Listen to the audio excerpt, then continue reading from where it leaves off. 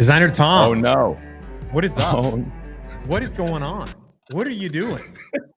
Do you know how to control Restream? You miss one fucking show and everything goes to shit. I noticed the music. Ladies and gentlemen, changed. this is the level of professionalism and preparedness that I have to deal with over here at Release Notes. Hey, you guys did a pretty good job. Although I will tell you, my dad texted me and said, "Are you okay?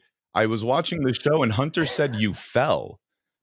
So yeah, that was I guess what we told people. Okay. Well, you know what? Sorry. But that means that your dad follows me on Twitter, and that is cool. Yeah, I think that's happened. Tommy, dude, I'm excited. Before we dive in, I have a lot of questions for you. Okay, you are our man on the ground at Config 2025. But for those that don't know, welcome to Release Notes. I'm Hunter Hammonds. This is Tommy Gioco. Not Brett from Design Joy. No, not Brett from. That was Tuesday. Okay, that's Tommy Gioco, the real co-host. There we are.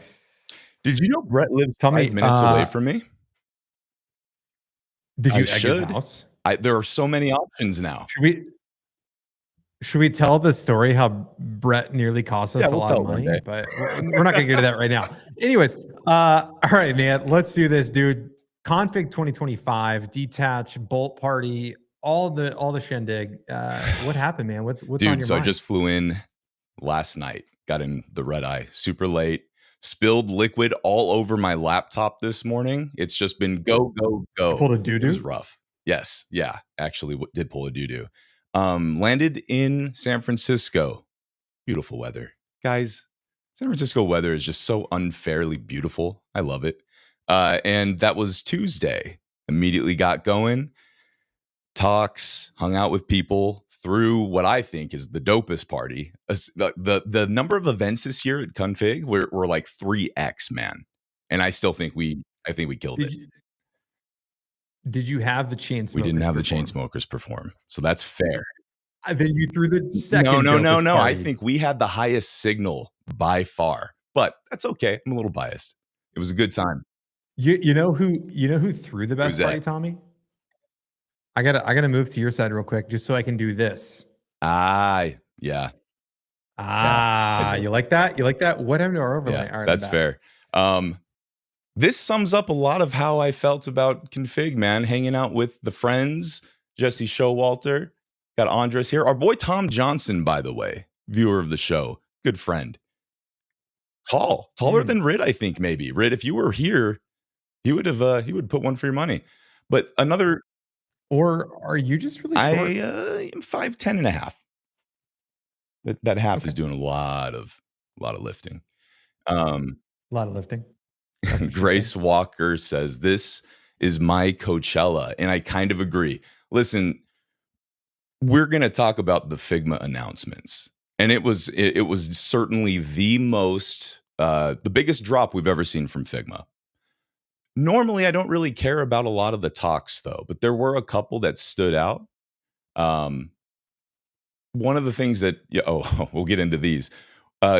Gabriel Valdivia, dude, great talk. Soleio was saying we had some good stuff here. I didn't go to any of these, by the way. I went to one talk. Tom Johnson got them to bring the art director, the production director from Severance. Got to meet. He looks thrilled right here. He looks thrilled right there. He's like, they talked me into being here. Tom was stoked. They gave him some special treatment. Nolan Perkins, man. Hey, for all you builders out there, I have loved Nolan for so long. I saw him on TikTok years ago. He had like 10,000 followers. He was creating apps on the side with his audience, and he was doing it over and over, and he would have 10,000 signups in like a day of launch. And it was just repeat happening. And he was just building in public. And then he finally got to tell his story on stage, and he did it. He kicked ass, man. So it was super cool. Those are the kinds of things I like to see. How did you build? What was the process? This was like raw underground stuff. I did not expect, though, Helena Zhang, who is the creator of Departure Mono, one of my favorite typefaces, had no idea to give such a baller talk about just kind of exploring and using kind of the ability to just wander around to find inspiration. And that resonated with me so much, man, especially as we're about to shoot this whole docuseries. Loved it. But there were rumors and there were memes. And I want to show you a couple things real quick here. All right.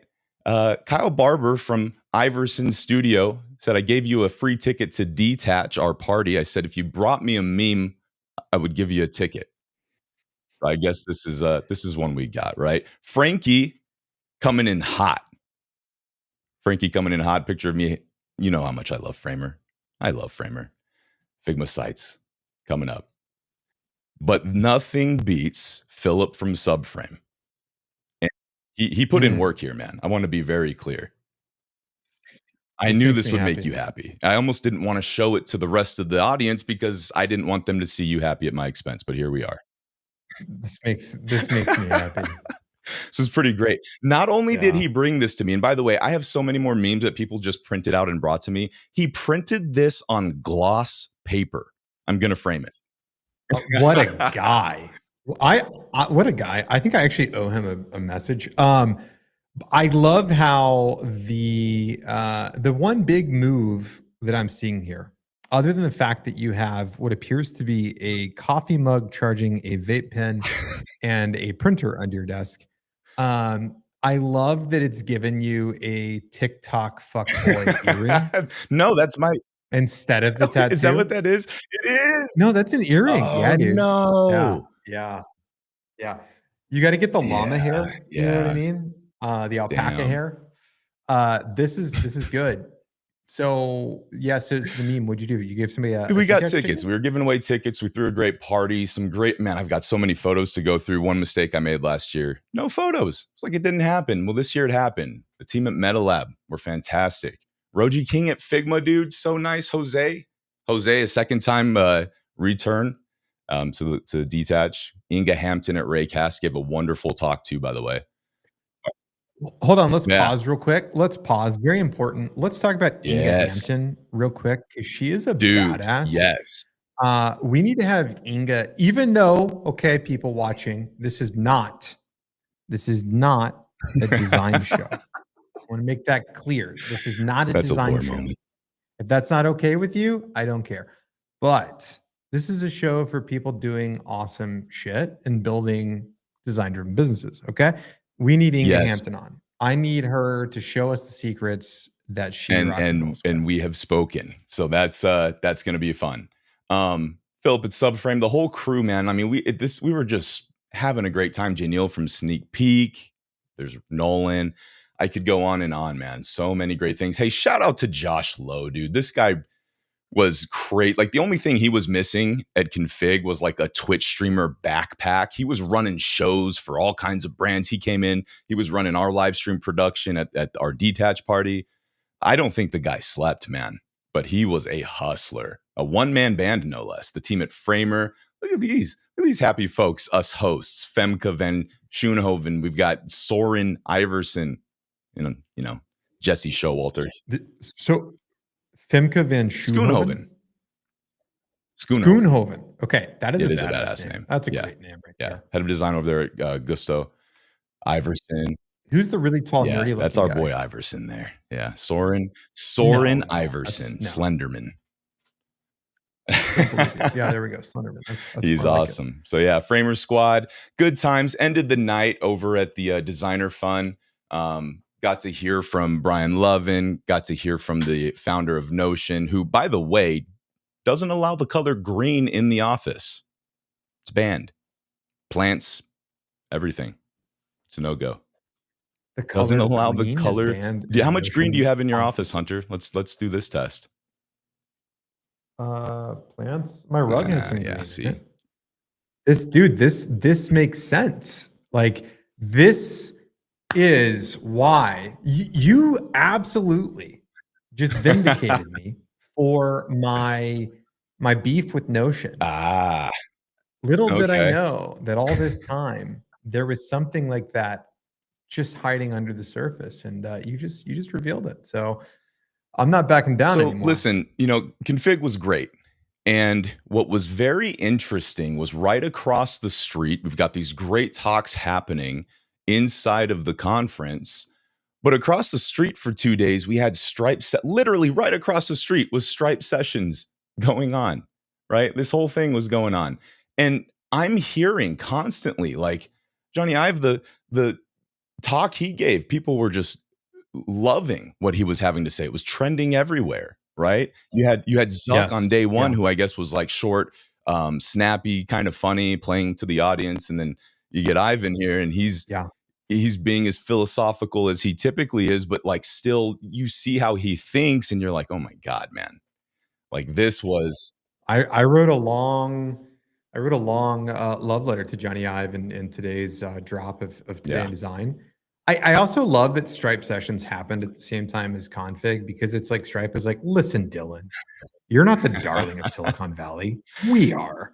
Guess what? You're gonna launch a website builder. We've got Mark Zuckerberg and Johnny Ive. Yeah. Like, I I feel like they one upped Figma, and I'm I into named it. a lot of the talks that I thought were pretty great at Config. I will say I was a little underwhelmed. And so to see kind of the contrast of the two, I'd be curious. But I'll also say one other thing. Love that we get to hear from people like Zuck and Ive. But man, I want to hear from builders and see how they're doing stuff. Like that is a conference I'd love to attend. I don't know if Vercel's ship is meant to be that, but the high level stuff, that's great. And we can all pat ourselves on the back, but I want to see live building happening. You know what I mean? Anyway, that was a thought that I had. I, I know Yeah. what you mean. Yeah. I think we've talked about it. Hold on one sec. One sec. Adrian Fortuna. Hunter's sound is still desynced. Tommy, am I desynced for I'm you? not sure, man. I'm not seeing a ton of it here. Uh-oh. I had this issue the other day with Brett, and I don't mine and Brett's stream was awful. Not Brett, but the quality of it was awful, and nothing changed. Just restream. And so I'm a little nervous that we're not getting the quality that we need. Well, we will. So if my sound is desynced, people, please just drop it in the chat. We'll try and fix it. Even though Restream is trying to flirt with us, we're probably leaving and upgrading our setup so we don't have these weird little issues. See, look at you, man. Look at you. I'll hold the 4K quality down over here. Bad desync. You're wrong. There isn't 4K not, quality. You can't even stream in 4K on Restream. It's max to 1080p. Which is kind of interesting. Well, we'll talk about this though. All right, because we've got some guests coming today, by the way, who I want their opinions on what just happened. We are at the post-config 2025 era of design tools, and I have some thoughts about that. All right, but the biggest thing here is we got announcements from Figma. We got Figma Grid. We got Figma Sites. Figma Make. These catchy little words. Figma Buzz, and then a bonus was Figma Draw. I mean, they came and took shots for Adobe, Canva, Framer. Everyone's on notice, right? Figma Grid, actually kind of like low key, really nice. It's obviously going to get overshadowed by a lot of things, but I mean, now making like tables are no problem, right? Come in here, just quickly auto populate these tables with AI as well. So you can put values inside of cells. But it's not just tables, it's an entire auto layout for grid functionality, similar to kind of what we've seen with Framer.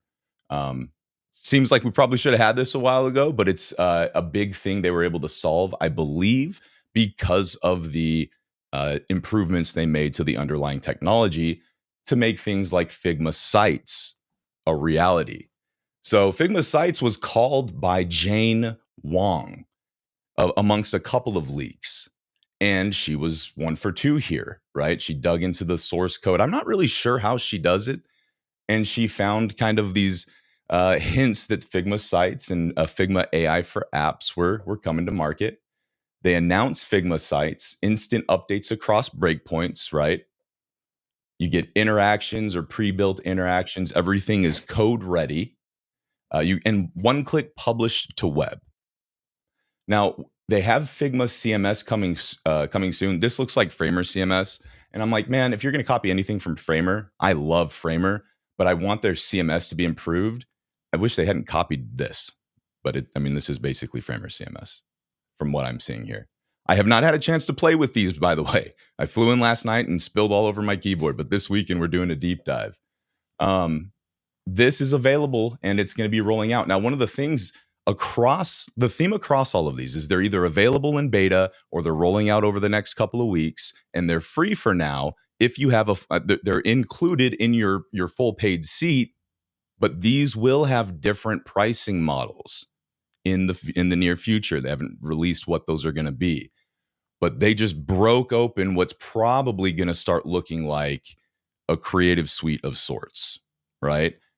That's my guess, because we have their third announcement. I think you're right. I think what we're seeing here is the rebirth of Adobe Suite.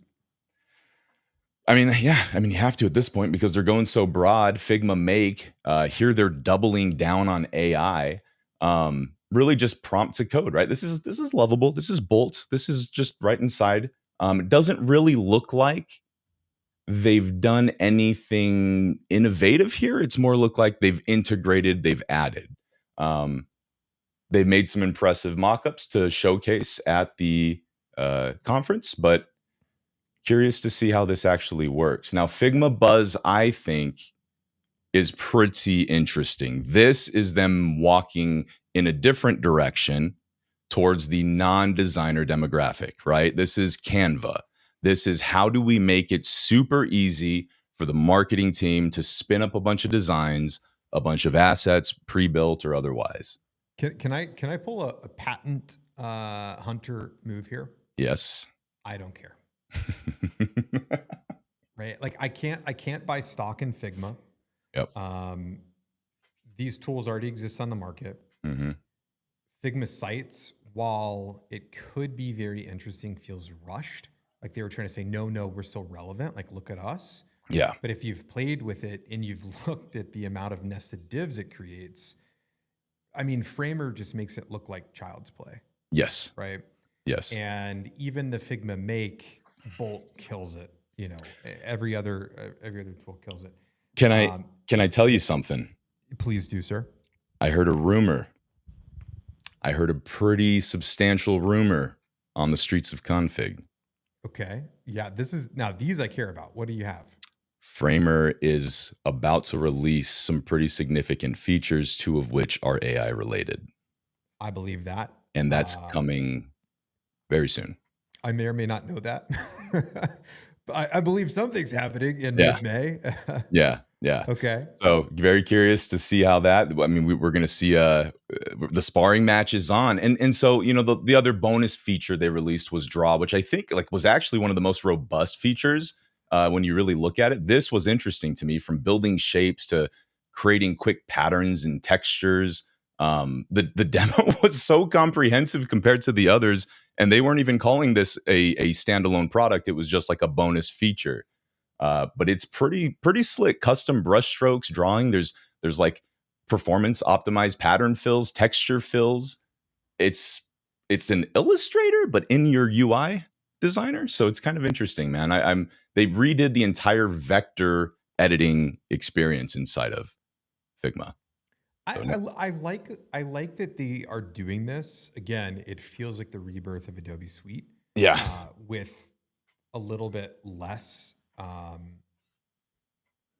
that big corporate feel. Yep. But at the same time, it all just feels very uninteresting unless you are somebody whose entire livelihood depends on using Figma all day.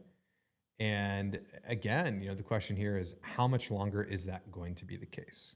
Right. And I think Figma's asking the question. Generative AI is getting really good. People are massively adopting tools like Bolt, Lovable, Cursor, Windsurf, etc.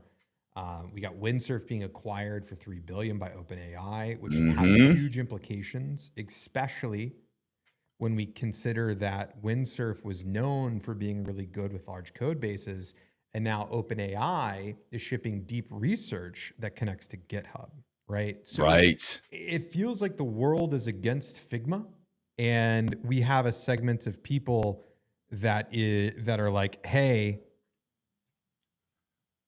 I'm excited that I can use brush strokes in Figma now. And it's like, that feels like you're stuck in the past. And that's something that I want to talk to some of our guests today about, because I wonder if there is still room for these one-off design tools when it seems like so much of the market share is leaning into consolidation. We're seeing tons of consolidation in tooling in the UX tool survey, and now we're seeing moves like Figma. So at the very least, and by the way, you calling out Windsurf and then Cursor now valued at 9 billion. Windsurf bought by OpenAI. OpenAI, an existing investor of Cursor. Both are VS Code forks. VS Code is owned by Microsoft. Is Microsoft the new Medici of artificial intelligence? What is going on, man? It feels that way. Real fast, Patrick, Big P. Let me know if this is better. Tommy, I'm going to give you a Restream pro tip real quick. Yeah. Audio. Turn off echo cancellation. Turn off noise suppression. Turn on stereo audio input, turn on high resolution audio, turn off auto gain control. Boom. How's that sound? It sounds good, but there's an echo now. There's an echo now. Yep. This is why I wear AirPods. Hello, hello. There we go. All right. The thing here that this really did for me, right, this whole week, and I'm really look at this like the post-config 2025 era of design tools, whatever that means. It's really just focusing on, we've been talking all year about the subframes, the onlooks, the tempo labs, the bolts, like everybody who's been a design first AI powered tool or has incorporated design features into their tooling. But it's been a lot of small players, 0 to 1s, early backing. Figma making this, you and I have said, hey, this is the direction the puck's going. Everyone's doing it. There've been a lot of skeptics. People say maybe. I don't think you can be skeptical anymore. This is the bet everybody is placing on production work. And some people are probably following a trend and using intuition, but you've got to imagine people like Figma are also following the data, how people are working. And so it's interesting to see that this is kind of the future, man. And we're probably going to see that design and dev layer just continue to blur. I wanted to see Figma come out of the gate saying, hey, everything you do in Figma is now code. And guess what? We integrate with all of your favorite editors. We integrate with Cursor, with Windsurf, with Bolt, with Lovable. If you can push it to GitHub, you can open it in Figma to control the design, right? We're going to help you be the front end layer. So that would have excited me. Yeah, I think here's the thing, right? That would have been an ecosystem play that would have also excited me. We have a lot of design tools now that are really focusing on little niche areas. And you just said it yourself. Is there room for these? Like, people are getting excited over things. Well, is there room for something like Gamma, right? We're going to talk to Zach Leech, the head of design at Gamma. And so if you haven't heard of Gamma, it's an AI power tool for creating presentations and websites, documentation. Pretty slick. And it's very focused, right? And listen, this isn't just like a little tool that's spun up. They crushed like 10 million users. They've got funding, a 12 million Series A, backed by Excel. They've got the 3 co-founders of Gamma came from Optimizely. They're like Optimizely alumni. And Zach Leech, I think, also came from alumni, head of design. So I want to hear, or came from Optimizely, he's over there as well. He's the head of design over at Gamma. I want to hear from him. He's with us now. About this week, man. Hey, Zach, what is up, dude? Hey, good, thanks. By the way, I want to make a quick call out. Found out you are former Marine. Right. What's up, dude? The 3 of us here. I feel like I always say, like, the creative former vets or the veterans are kind of a rare breed. I don't know. We kind of make this look like this is becoming a common thing here. Yeah, no, it's weird to find other veterans in the industry. You guys are? Yeah. Hunter's he's a doc there. I was former Marine as well. Oh, cool. Yeah, I was a 6337 in the Air Wing. So there we go. Right, I love it. Well, it's cool, man. I mean, it's a different world coming from that now to, and you've been in design for 15 years, right? Yeah, a long time. Yeah, heck yeah, man. And it's a different world, and you're working on AI design tooling. Do you consider yourself a design tool? Well, yeah. I mean, we focus on actually the sort of non-designer segment, right? Like, I think if you look at Gamma, it's about presentations, but it's really focused on sort of, people that aren't necessarily designers.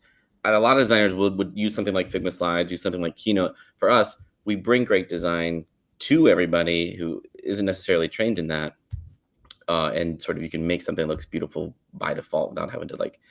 Actually, I think we kind of don't want designers necessarily using our tool. Really, I think they'd be sort of like, why can't I do this or why can't I do that? I think really it's about bringing great design without having to be a designer with Gamma. So, would you say that Gamma is really focused on pitch decks? I mean, not pitch decks, but presentations, basically. Yeah, I mean, that's been where we found a lot of success. And we've dabbled a lot in other things too. We just released social media posts. We have sort of a website beta that's been going on for a long time.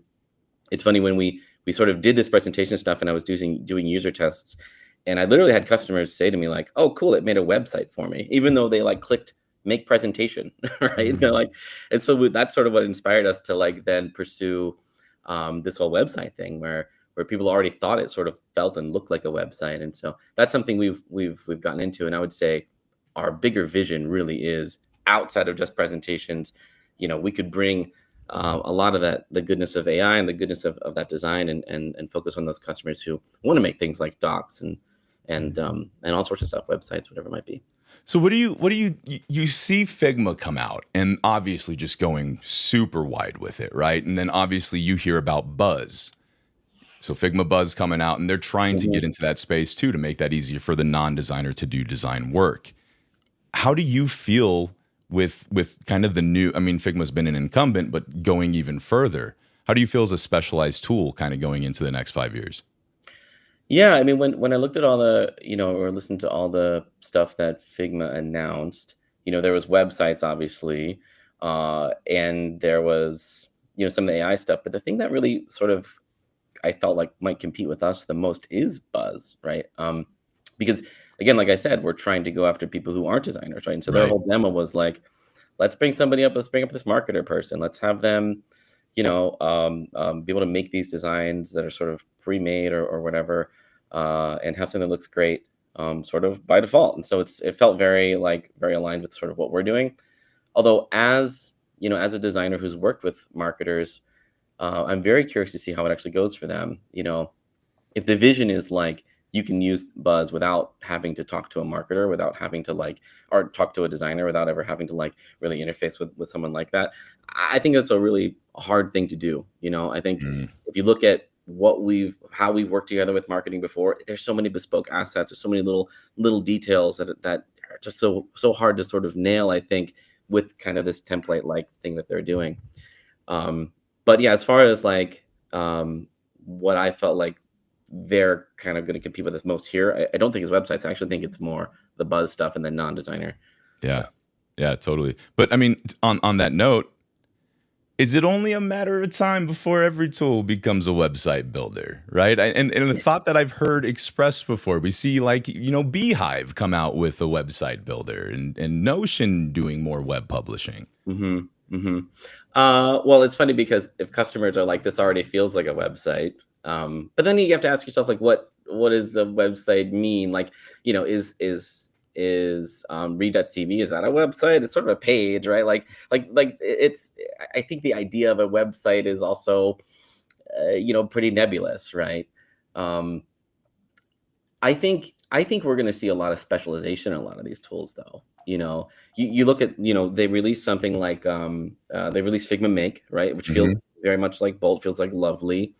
But then you've got something like Cursor, and I'm starting to see sort of bifurcation in a lot of these tools, right? You see Bolt released their design update 2 weeks ago, right? And so you're seeing they're trying to go after more design people, where I think Cursor is trying to go after more developer people. And I wonder if there's going to be these sort of very, I don't know, more focused kind of buckets of all of these, make something with a prompt builders.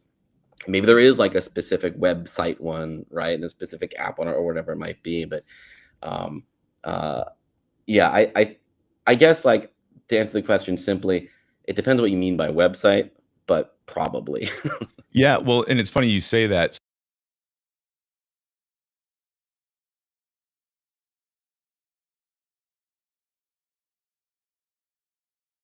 We're doing. Oh, sorry about that. Michael Rittering, from.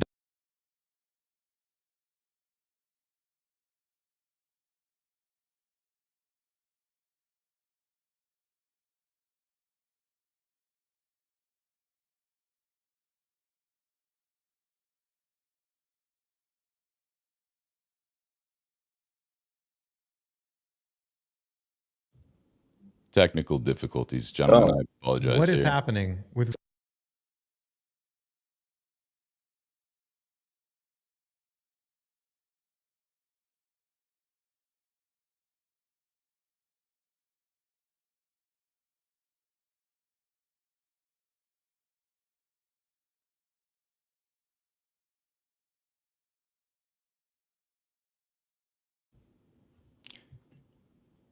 we're good.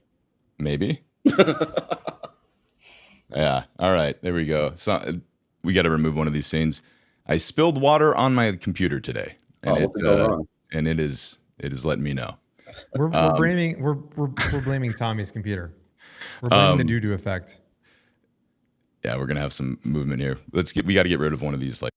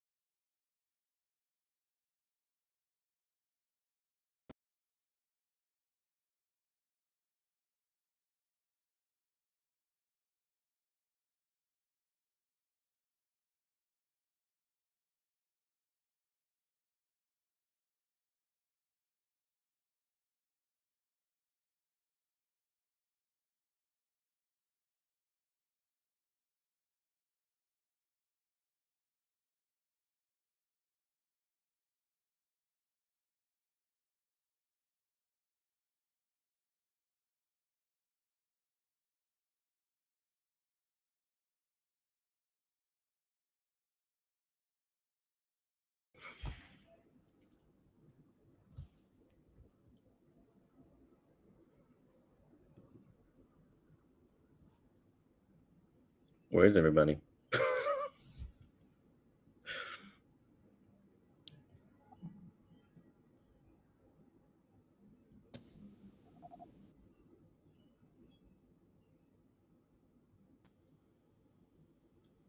What's up, dude? Hey.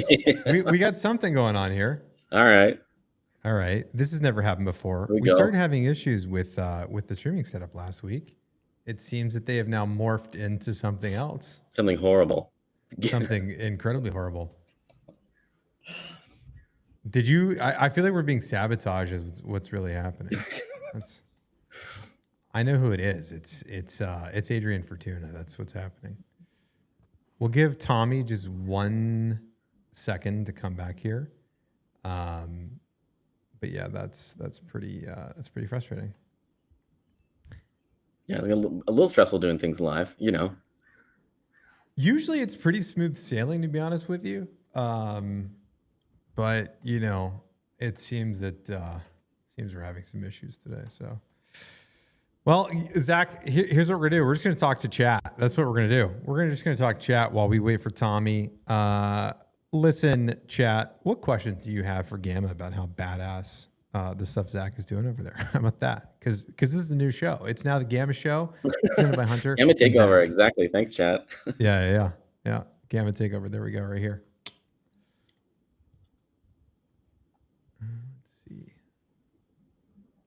All right. So back to our regularly scheduled chat while we let Tom join. So dude, you think that everything does consolidate back down to just being a website, depending on what your definition of a website is. Well, But I guess yeah, my question is like, go ahead, dude. I was thinking like, if you're just gonna post something online, is that a website? Like, like I said, like Read TV, is that a website? Like how, how deep does it go? How much configuration, how much customization do you really need? You look at Notion too, right? Like Super and what they're doing is like, yeah, it's a website, but it's also like pretty on rails, So I think really it's like the question is, does everything boil down to something you can post, you can publish, you can sort of get out in the world? Yeah, I think so, totally. But like, is everything eventually going to turn into Webflow? Definitely not, Yeah, I mean, I guess as the line between design and being able to take what you're designing on a canvas and pushing that to code blurs, it's not hard to imagine that everything becomes an interactive medium, right? It's kind of like the jump from photography to video, right? But now we're seeing it on the web going from like PNGs and JPEGs to GIFs to websites, now to full on like anything can be an interactive medium, I guess, right? Like yeah. that is kind of an interesting future to explore. Well, when we were designing Gamma originally, it was a big question of like, okay, so we want it to be presentations, but how much do we want to sort of feel like a presentation tool, right? Like we want to obviously get customers who understand, some of the concepts of presentations, right? We couldn't like push this thing to the ultimate extreme and not have it feel anything like PowerPoint, but we want to sort of recognize the fact that, like we want it to feel new and interesting and sort of push the medium. And so it's always about finding that line of like familiarity while still driving like, sort of what a new medium could do. How do you all think about that internally though? Like what are the conversations that you're having inside of Gamma about how you push the experience of what you're creating to kind of help serve those potential new mediums? Yeah, so it's about giving people hooks, like ledges to sort of anchor on, so to speak. Originally, when Gamma first came out, there was no like film strip on the side, right? No like, like no way to sort of navigate your slide deck. It sort of didn't feel like a slide deck tool until it had that like list on the side, that strip, right? So that was sort of an anchor, but it's hideable, right? You can make it go away. Another thing is exporting, right? Sometimes I like to use the analogy of like, you have these like online banks, but they still have to operate in like the real world. You still have to like get checks sometimes. You still have to like kind of play nice with sort of everything else. And so, how do we play nice in kind of a world where presentations might be kind of a thing, your boss's boss, your great grand boss might use, but he's not going to log into Gamma, so maybe he just needs a PDF or whatever, right? So giving people sort of these anchors and these hooks to kind of ground in familiarity, but then pushing the boundaries of what the medium can do. We have things like nested cards, and you spoke about interactivity. We have a lot of like different embeds and different ways to kind of make it feel not like a slide deck or not like a presentation at all. And so it's sort of like what anchors are the right things to hook into, and then what things do we want to like really push into and really push the boundaries of the medium a little bit. Yeah. Hey, Zach, and by the way, man, thank you for bearing with me on that. Sure, yeah. You just dropped an episode with Rid on Dive Club. Yeah, I was on Dive Club. I didn't get to watch it. I haven't either. It just came out this morning. He said something that like, and you were talking about this, and I just want, before you head out, and I appreciate you being with us. Sure. I would love to know just a nutshell definition of this new design deliverable. This concept kind of blows my mind, and you were kind of leading into that when you were saying like, what is a website? Well, what is the new design deliverable starting to shape to look like?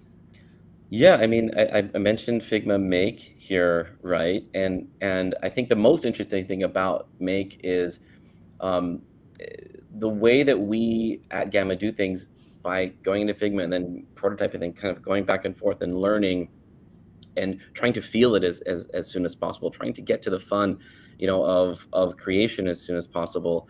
That deliverable is much more fluid. It's much more like, maybe we can just bang out a prototype and maybe the actual deliverable is something that, is sort of, started with a Figma and then kind of, massaged through AI and actually feels like code and can actually work. I think Gamma is unorthodox in the sense that, at least maybe we used to be, where a lot of the designers are communicating, delivering things in code, and we have those skills on our team. It really is a cool thing to be able to like use these new tools, build these new deliverables that sort of speak to kind of that interactivity, speak to the nebulousness of what we're trying to learn, what we're trying to communicate. But really, you can make things that feel really real. It's very cool. Oh yeah, I got to steal one question from Mark Zuckerberg before I let you go. Sure. What percentage of the code base at Gamma is being written by AI now? I actually think very little. But we make a tremendous amount of prototypes. Yep. It's not none though. I mean, it's not, and that's kind of a crazy thing to say, right? And the trajectory though really is that it's going to be more and more. As a designer, it's cool to be able to go ask Cursor and be like, can I do this? Can I just like close this bug myself? And maybe that's something that was impossible before, but now it's sort of actually becoming a reality. Percentage wise though, very low. Prototype wise though, very high. So. And lastly, what's your design tool stack currently? We use Figma. We used to use a ton of Code Sandbox. I mean, I feel like we had hundreds of Code Sandboxes. I've talked to them a lot over the years, although I think it's not doing so great now. We're trying to do a little more Stack Blitz. We moved over recently as far as our like quick prototyping world to that. We actually rebranded very recently, and so we've been able to use Midjourney as part of our stack a little bit. We have style references and personalization for some of our art direction, which has been super cool. Our creative director has done a great job with some of the rebranding and helping us all be able to get on board with a unified art direction, and so that's been great for us. But yeah, generally it's just a lot of Figma and a lot of sandboxes. Well, Zach, man, I appreciate you being with us. Head of design, Gamma.app. Thank you for building dope tools despite everyone kind of getting all hyped about the Figma stuff. I think there's so much potential. I think there's so much potential around this space that we hope to bring some spotlights to. So thanks for being here, man. Cool. Thanks, guys. Appreciate it. Bearing with our stream hiccups. Get it together over there. Dude, we're firing a stream provider today, I'll tell you that. All right. Thanks, awesome, guys. See you later. See you, man. See you, dude. Tommy, you came back and your camera's flipped, your audio sounds echoey. Yeah, this is how you do it. Actually, I know exactly what's going on there. What in the world just happened? I'm chat. I will tell you guys this. We will not be streaming on Restream come Tuesday. Tommy's laughing because they sent him a message like, "Oh, we want to feature your stream and like testimonial, whatever." And I was like, "No, I don't think that's happening. Sorry." Right, and we lost Tommy again, ladies and gentlemen. That's it. Show's over today. Soleio is gonna call it Soleio, excuse me, Ryo Lu, but that's it. No more show. Restream can't handle it. All right. Well, I guess everybody, you're now watching the Hunter Hammond show. I'm gonna turn Tommy off. What's up? Sorry. While we sort through this, I don't know what's going on. Also, though, I will say this: I love how active chat became during our little stream freak out. I'm seeing names that I've never even seen before on here. Let's do a couple quick shout outs. Lee Black, waiting for release notes. You and me both, brother. You and me both. Ethan said, bring Restream CEO on. I agree with that. That would be an interesting thing. We'll bring them onto our OBS stream. How about that? Patrick said, talk to us instead. Patrick, my favorite Mexican living in Copenhagen. Also, shout out Patrick, badass designer here. What's going on, brother? Hey, look, Tommy's back. You can't get rid of me, guys. You can't get rid of me. Hunter, did you go to config? I did not. We sent Tommy instead. He came back and I guess he got a virus while he was there because everything's broken now. Fib says Tommy's in a cave, right? At least it sounds like it. Yeah. He is in a dungeon with dragons. I am. Let's kill monsters with math, guys. Does this sound better, by the way? It sounds much better. Yeah. Yeah. We'll see if we can make it through what is, in my opinion, one of the more exciting shows I want to host today because of everything that just went down. And I don't think we're really doing a great job, I'm not, of capturing the sentiment that you guys are sharing and have been since this whole thing's kicked off. Did you see what Brett said? Never thought I'd say this. I've long been one of Webflow's biggest fans.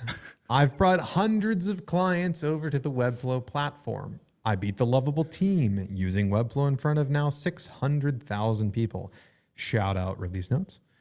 I've used the platform almost daily for 10 years and built the 7-figure agency on top of it. This is a very grandiose message so far. He's like really building it up. Despite all of that, I think my time has come to an end in an era where tools are accelerating at the speed of light and excitement is at an all-time high. Webflow feels almost entirely excluded from this. In fact, these last few months have nearly caused me to forget it's even there. Meanwhile, tools like Framer and now Figma continue to innovate and release at an incredible pace. Ooh.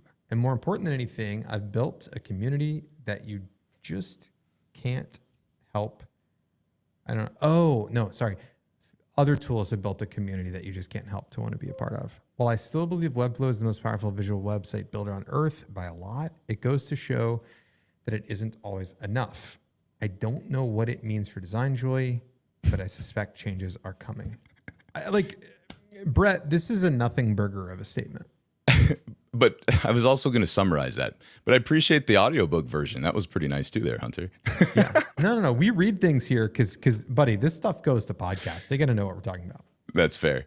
Brett has kind of been the Webflow guy, though. And for him to say, I'm out for now. But I will say, Brett, I'm sure it'll be like 3 months and then Webflow will feel relevant again. This stuff, like, you can't pick winners, man. I think it's too early to be picking winners. Do you think that Jorn slid into Brett's DMs after reading this message and was like, yo, come to Framer? Yeah, absolutely. Got to. So. You know? Did. Yeah. And more importantly, like, Figma did not necessarily introduce like brand new innovation the way, like, what have been the big AI movements in product and like specifically dev and design this year? You could probably summarize them into 3 bullet points, maybe 4.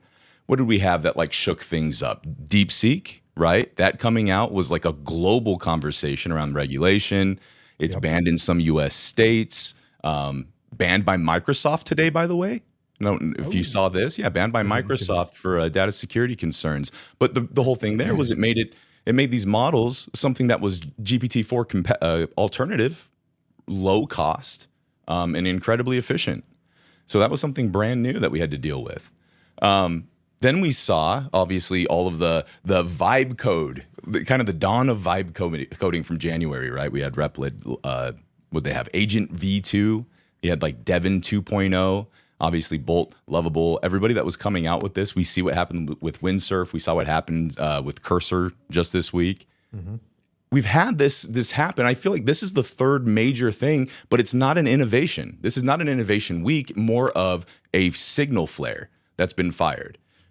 Again, post-COVID or post-config 2025 design tool era is what this strikes me as. And the people doing the work here, and I love how Ronald calls it out, just exceptional people. There's only a few of them really breaking new ground while kind of everyone else is following and you know, building on top of what the Trailblazers are doing. But who do you think are the ones like really moving the pioneering needle right now? Well, first I want to say that I totally agree with Ronald's tweet. I think that my biggest gripe with the Figma announcement is that it is all derivative.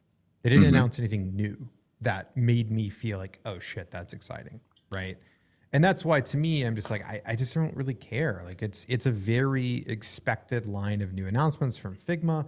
I know it's exciting for an audience that uses Figma every day, but in the broader scheme of what's happening in the industry right now, it's by far and away the least exciting thing, right?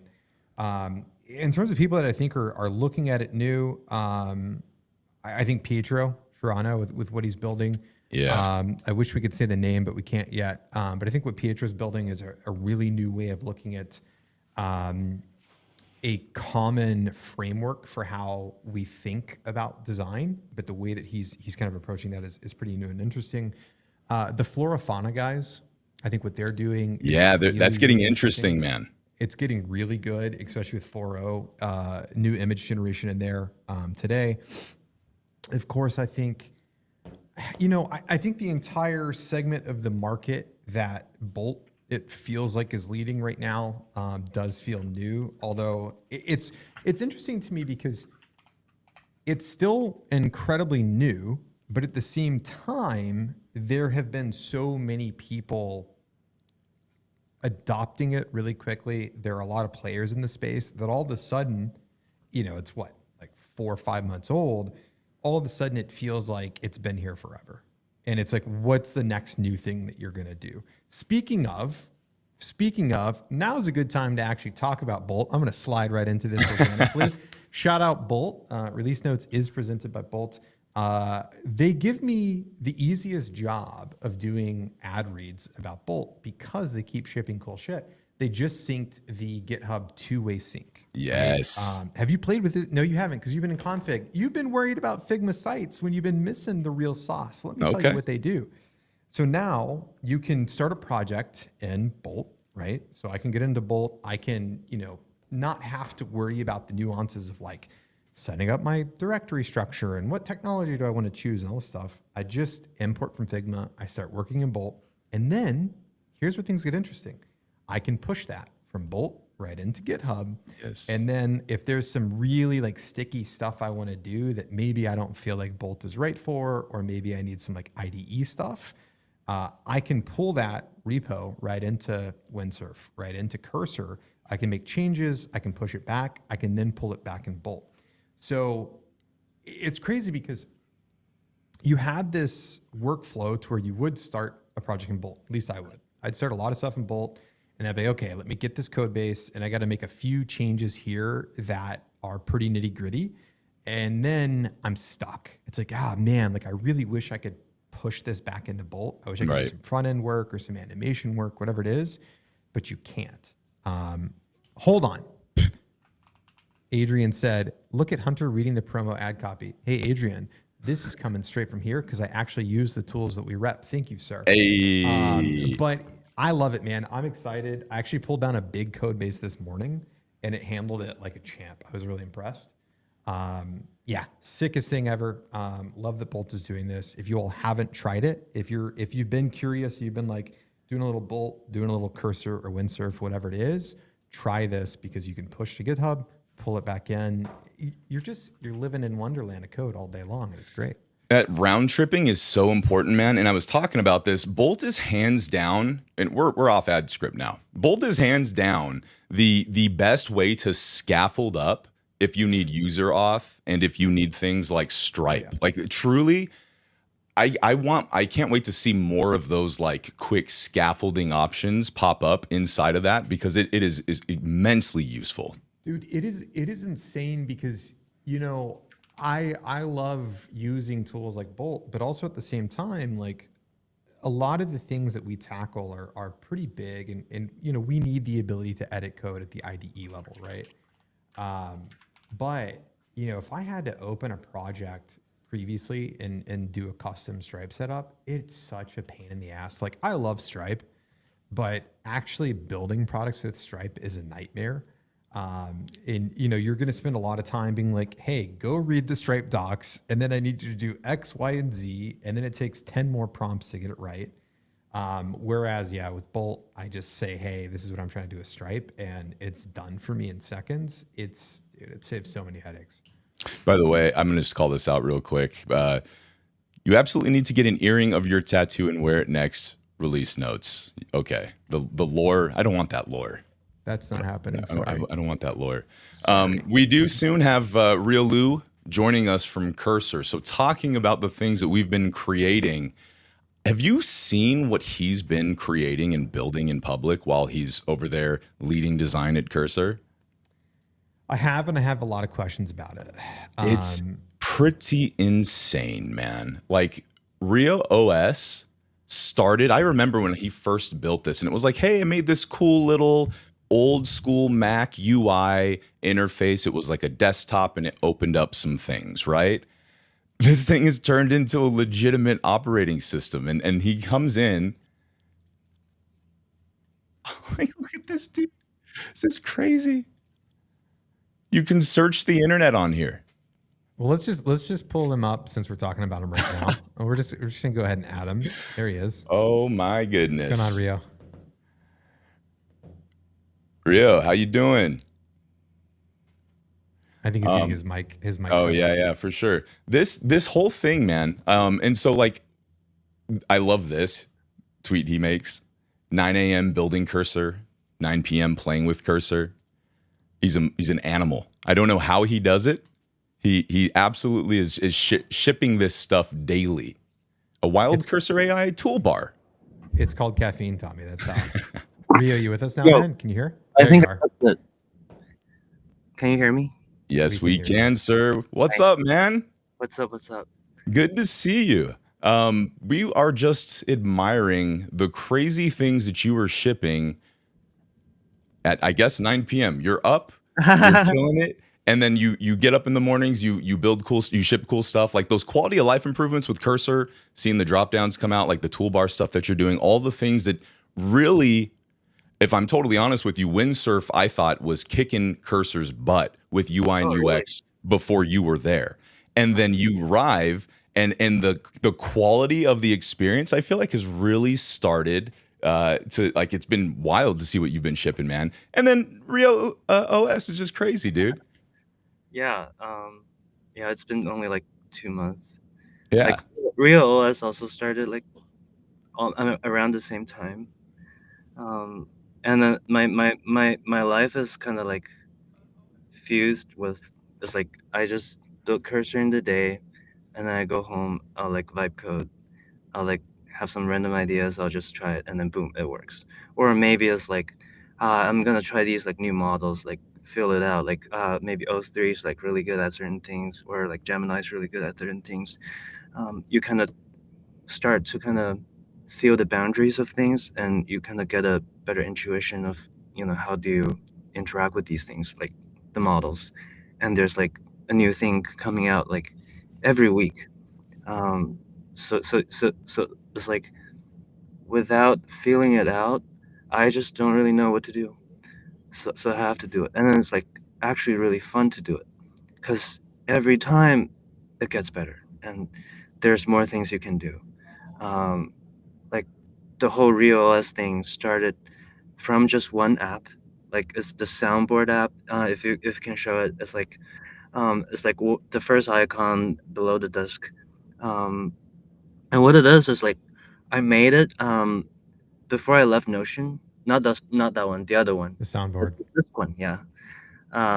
Like, I make noises in meetings, so I made this for Notion people. It started from like this just a really simple, like, Shatsy and plain boring SaaS looking thing that I one shot it in V0. Like, I wasn't even on Cursor back then. And then I just asked it, like, make it more interesting and like a little retro Mac OS-y. And then it kind of did it, but it's like not quite there. And then I was like, maybe just like add a menu bar, and then boom, there's like a menu bar. And then it's like, okay, great. I have this like one app that has one menu bar on top with one window. Then why the fuck not, make it into like a OS, have more apps, and design like, it's almost like designing the whole system. Like, all the apps here, like, they have the same architecture, same, like, how they are rendered, how the windows are managed. If you click the Apple menu and then go to control panels, the one at the bottom, and then you click on system, and then you scroll to the very bottom of that panel and then turn on debug mode. You can actually do a lot of things. Like, say, this is like how the window resizers work. You can like open up other windows, and like, you can kind of like see how things work. Wow. You can scroll Yeah, down this is the control insane. panel thing. There's more options in there. You can click on the AI model. You can actually switch different models, and then you get to experience like Rio in different models. It's so interesting because, like, I don't like all these models. They feel so different. Like, I feel like, for me, like, Claude 3.7 feels the most like me. And then if you switch it to like GPT 4.1, it's like me, but a little dumber, and like it doesn't say as that kind of stuff. It's like it's so fun, like playing with these things. This is incredible. And for those who are listening and can't see this, I'm looking at an entire operating system with many different icons that open up many different apps, all styled in the old school app Mac OS UI. And this is a very functional app. This is crazy. There's music on here. Oh, try to chat. You can The like chat. chat with Rio and also people online. So you can just type in there, and then it's kind of like me. I asked it, how often do you sleep? Oh, that's not true. Yo, I sleep like a human for real. 7 He said that's not true. Oh yeah, well you can also like chat online, and then we can push notification on this. So if you're live, you can actually see people online. You can switch to like public chat rooms, and then if you set a username, you can chat with people. It will be like live, synchronized across all devices.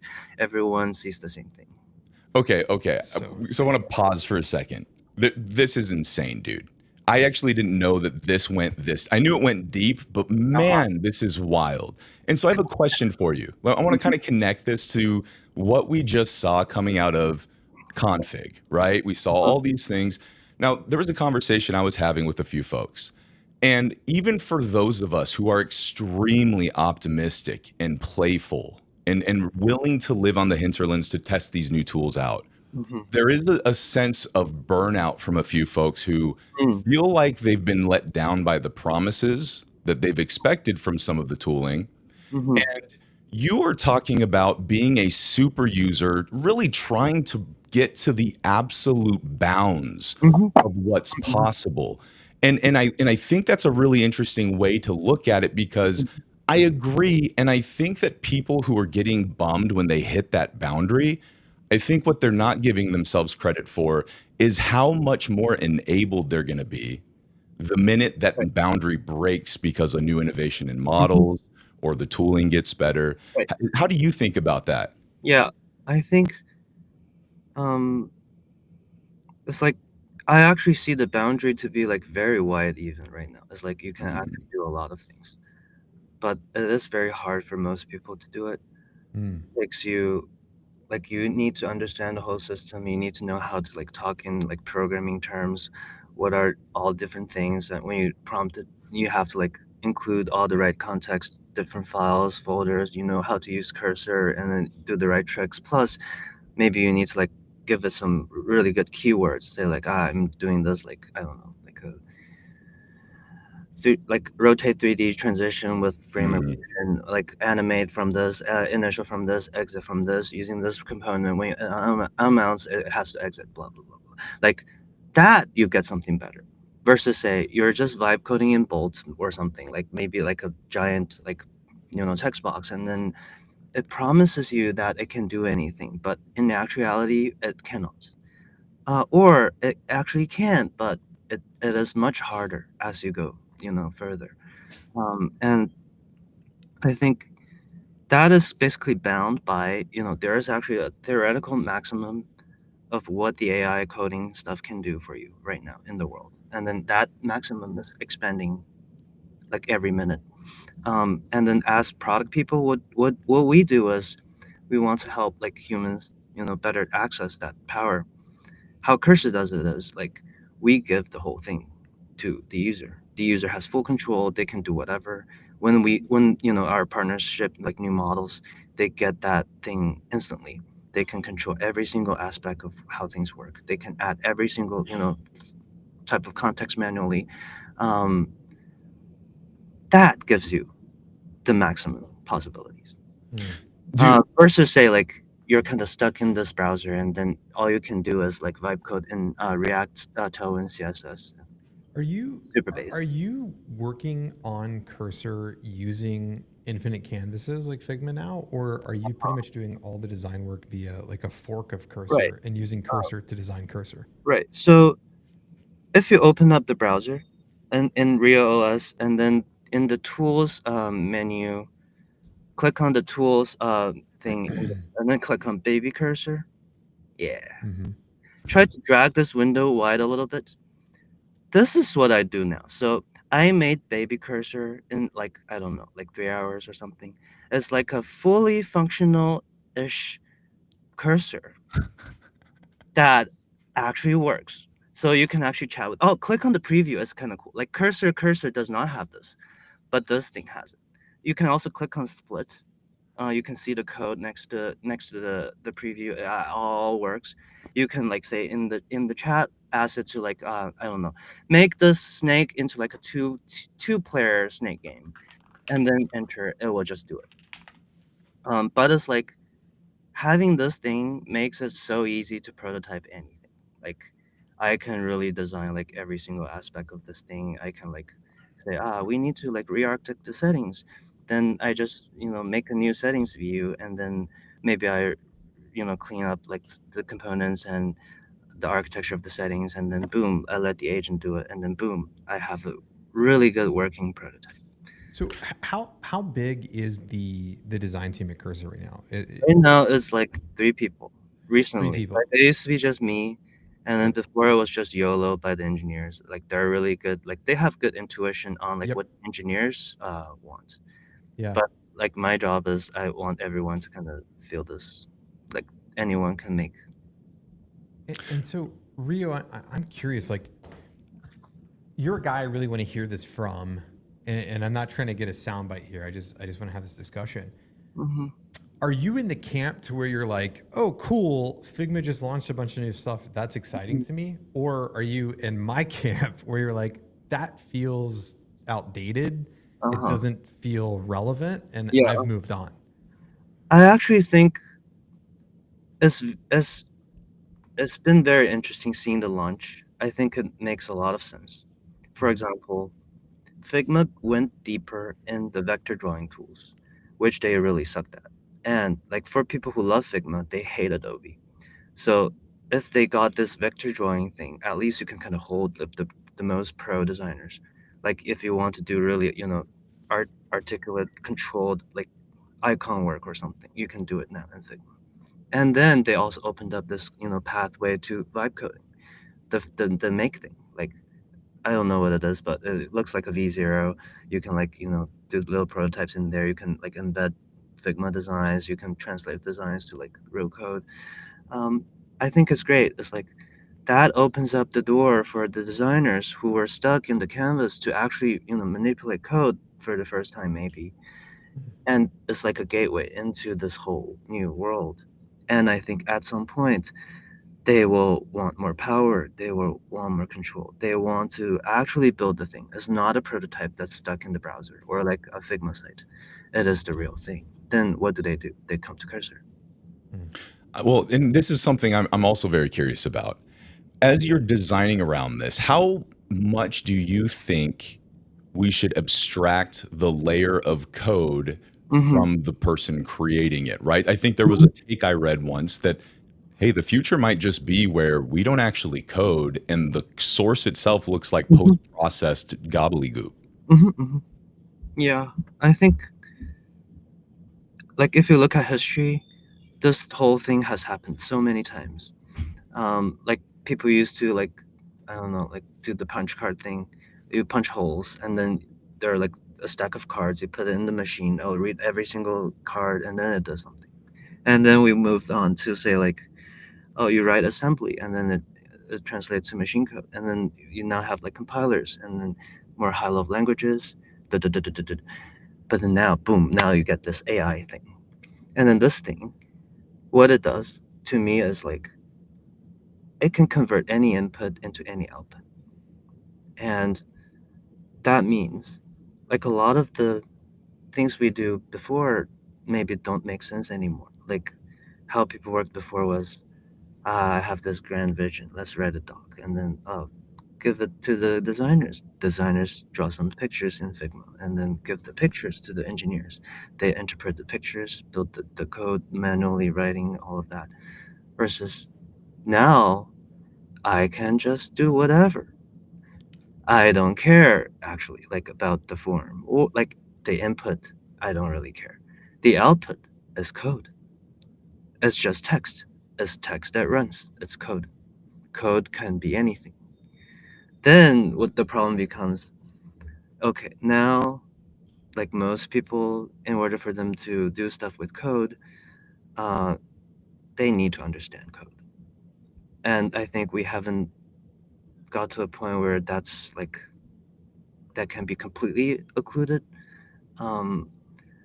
But I think there will be something where like someday maybe, because like maybe the way you interact with cursor is like completely different depending on who you are. Like if you're a coder, it looks exactly the same as today. If you're a designer, it might look like a canvasy thing. If you're a data engineer, it might look like a table thing. If you're like I don't know, like a PM, maybe you just write a doc, and then as you write the doc, the AI comments, do you really want this? Okay, and then boom, the feature is done. You described a tech stack that might become a relic, man. But listening to you talk gets me so juiced up. This is awesome. So I have to ask you, as somebody who is it seems very optimistic about this future of tooling, who plays with everything so much outside of Cursor, man. Are there any like obscure tools out there that are just doing some really fun things that we should check out? Obscure tools. What do you mean? Well, just something that maybe we aren't seeing in the hype, Huh. you know. I think cursor's enough. That's fair. What I want to know, Rio, is like the vision that you talk about, and I agree with you. I think that we're going to get to a future to where we just communicate in English, and that is Not even English, like any. well, and anything, and that is the code becomes an abstraction layer for however we want to provide input. I guess my question is, you know, most of the models that we're at today, I guess right now, like Gemini 2.5 Pro, the new one is at the very top. And I think that maybe is hovering somewhere around like 60 odd % on the SWE bench, for example. What do you think from what you're seeing in your day job at Cursor? What do you think is the threshold of the models being good enough that they're able to actually make that abstraction layer reality? Do you think it's 80%, 90%? I think I really hate benchmarks because they kind of try to put everything into a single dimension when software engineering is a super complex problem. It involves both the code, the machines, and the humans. It's like if you look at the models, each of them are very different, and they are good at certain things, they are bad at certain things. Say Claude 3.7, really, really, really, really good at one-shotting UI. But then once you go beyond that, it might go a little wild. Gemini is like pretty like a more conservative senior engineer type of vibe. It will consider a lot of different options and then pick the most conservative one for you. And then it will ask you, 1, 2, 3, which one do you want? Instead of like doing it itself. Like all of these models, right now at least, like there is no single good one or like best one. And I think for a long time maybe there won't be one. Like you actually want to say maybe right now is like the most hardcore AI coding people knows like how to interact with which model. Like say a lot of people do say they have an idea, they use O3 to plan it. So it will kind of think of all the options and then come up with a really detailed plan, and then they feed it into like a cheaper model, say like Gemini Flash, to implement it. Like that is already happening, and I think it might keep happening. And then the problem becomes like, how do we even like abstract this part away, so that people when they use Cursor on Auto, they just get what they want. Like maybe it's a more complex change, then we'll think a little more. If it's a really quick thing, we'll just boom do it. Like that will be the future. I love it because it's something that I do in my workflow. And if we're talking with the audience or whatever, it's like, hey, O3 is great for planning. Switch to 3.7 when you need to do this, and then switch to 2.5 Pro to do X, Y, and Z, etc. But you have to be using the models. And honestly, not only do you have to be using the model all the time to get those nuances, I think you also have to be a really strong systems thinker to understand how to prompt each one, where its strengths and weaknesses are. And I feel like the huge unlock for you all is to essentially be able to predict that need or that context within the user's workflow based on what is the prompt you're asking us for? What's the context you're feeding us? Okay, this is the right model for that. How close are you all getting to being able to create that kind of an experience? We're trying. Like, it's almost like Cursor right now is like a pure manual car, almost. Mm-hmm. Yep. The first thing that's more automated is kind of like the agent that we launched like late last year, and that really kind of blew things off a little bit, because when you just have manual, most people really can't do much with it. Like, you have to understand how everything works, how the gears work, how the load stick works. I don't even know. Like, I drive FSD now. Like, I like that better. Yeah. So it's like, how do we do the FSD for coding, or like interacting with these AI things so that it ends up with some code that you want, that matches your intent, that's realistic, but also it pushes the boundaries. Yeah. Rio, man, you I could talk with you all day about this. This is fascinating, how just to hear how Cursor's design team and you are thinking about this future in so far away, like right in front of us now, but how you're thinking about just the metaphors and whatever this revolution we're going through, I'm excited that people like you are leading this, man. So before we wrap, Tommy, Rio, I don't know if I actually don't know if guests can see this, but I want to share this. Can you see this comment when I share it to the screen real quick? Yes. Okay, cool. I want to show you these comments real quick, and then I'm not letting you leave without me asking you something, because I got to help out chat. I don't really see anything except myself and you guys. You don't see the okay, so I'm gonna read some. On the side. I just Yep, there it is. Zoomed it out. I could listen to this guy daily. Host Rio on Tuesday and let us watch him prototype. This, we got +1, we got +2, we got +3, etc. Rio, okay, here's my ask. We got to have you back for a session when your schedule allows. And on Tuesdays, the show is much more of us just like conversating and actually like diving into tools and playing around. I would love to have you back to where we can do a sit down, have you on the show, open Cursor, and just prototype. Would you be down for that? Sure. Awesome. We can like live code some Rio OS features. Yes, that would be incredible. Yes, that's what we want. Let's give the people what and we can make it fun. Like, we can make it completely interactive with the whole internet. I love it. Because I have everything set up already. Like, it has AI in it. It has like a little backend. Yeah. Oh, Rio, you're so awesome, man. We'll be in touch very soon. Thank you for joining us, man. Really appreciate this. We will talk very soon, sir. See you, Rio. Thank you. Hey, do you know how I know I'm a dumbass? You talk with Rio? I talk with Rio. I feel like I just got so smart, man. Like, I just listened to him. By the way, I could listen to him all day. Like, oh my God, he slowed my heart rate down. He made me think further ahead. I was looking at metaphors. He made it sound so simple. And then I went, I'm a dumbass. I think I leave listening to myself feeling stupider. And I just left that feeling like $1 million, man. Yeah. Let me give the chat some attention. Here we go. We made it, chat. We get some fire. We're hot. We're excited. Let's fucking go. Hell yes. Yeah. Date night with wife just got canceled. I don't know what this one is. Face, fuchsia, tongue out. Heck yeah, baby. Okay, cool. Yeah, we're in there, chat. We're gonna bring you guys the love. I wasn't gonna let Rio go without being a man of the people and making sure you get what you want out of the show. It's the least we can do after Restream tried to fuck us earlier. I am blown away by what he built in Cursor and continues to add to. It's one of the coolest, I think, build-in public playground projects I've ever seen. When he took the job at Cursor, I saw him start tweeting out about baby Cursor. And it made me really curious, because I definitely think that, in my opinion, I think that Windsurf still is ahead in terms of some of the UI nuances. But it feels like, honestly, especially with OpenAI now acquiring Windsurf, I feel like Cursor is going to catch up and then blow past them, especially with Rio at the helm in terms of design. And I think one of the other things there is it's hard to root against a team that is building their product, improving their product in their product, right?